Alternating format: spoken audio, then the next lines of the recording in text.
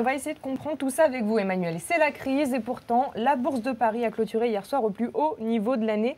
Malgré un petit coup de mou, aujourd'hui, finalement, la bourse est envolée cette année. C'est un peu paradoxal. Oui, c'est vrai que quand on regarde ça sur le papier, on peut se dire que même c'est totalement illogique, hein. Si on regarde par exemple les chiffres de croissance, on est au ralenti en France, on est à l'arrêt également, grosso modo partout en Europe. On l'a vu encore aujourd'hui avec les chiffres du troisième trimestre qui n'étaient pas bons pour cette croissance française. Si on regarde également le chômage, là aussi c'est très mauvais avec des niveaux quasi records qui vont être atteints dans les semaines à venir. Si on regarde également du côté des États-Unis, ce n'est pas bon avec ces fameuses discussions sur comment réduire la dette américaine qui se passe relativement mal. Eh bien, malgré tout cela, malgré ce contexte, le CAC 40 est en pleine forme depuis le début de l'année. Il a gagné environ 15% depuis le début de l'année pour ce CAC 40. Alors justement, comment on peut expliquer cette hausse? Alors déjà, c'est assez facile, on revient de très très loin. Ouais. Le CAC 40 avait fortement baissé ces dernières années. Il faut voir qu'avant la crise, il était aux alentours de 6 000 points.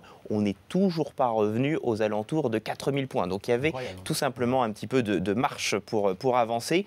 On avait sombré fortement l'année dernière avec les craintes sur la zone euro. Et ça, c'est l'élément principal. Mario Draghi a été l'homme de l'année. On peut dire, c'est qui ce Mario Draghi? C'est le patron de la Banque Centrale Européenne. Qu'est-ce qu'il a dit? Il a dit, on ne laissera pas sombrer l'euro. Du coup, cet élément a boosté les marchés puisque la zone euro ne peut pas éclater, en tout cas pour le moment. La Banque Centrale est là. Ça veut dire que la Grèce ne va pas quitter la zone euro tout de suite. Ça veut dire que l'on a recapitalisé les banques espagnoles, ce qui a apporté de l'air et ce qui a apporté toutes ces valeurs qui avaient été massacrées, notamment les valeurs bancaires qui avaient été fortement attaquées ces derniers mois. Eh bien, elles ont gagné 40% sur cette année 2012.